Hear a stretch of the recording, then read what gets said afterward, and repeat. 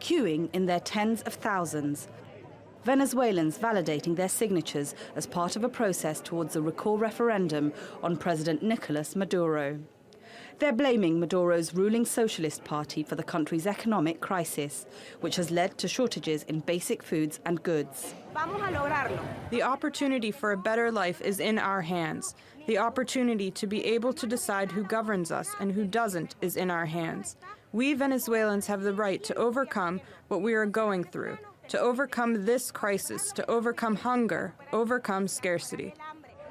Around 1.3 million Venezuelans have signed in favour of the referendum. Of those, at least 200,000 must be authenticated to pass to the next stage. Then, even more signatures will be needed to make up the 4 million required to get to the referendum. President Maduro is resisting those efforts. He says there have been irregularities in the signature process and that they include those of prisoners not eligible to vote. Venezuela's food crisis has led to violent looting, with at least 5 people killed last week alone. But Venezuela's opposition parties are not without their problems. Opposition leader Leopoldo Lopez is awaiting an appeal hearing after he was sentenced to 14 years in jail for inciting anti-government protests 2 years ago when more than 40 people were killed. Lopez's lawyers say the trials are politically motivated.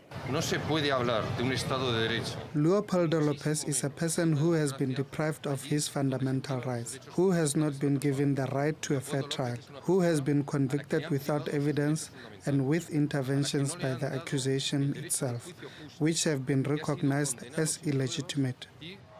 The US government, the United Nations and international rights groups have called for Lopez's release.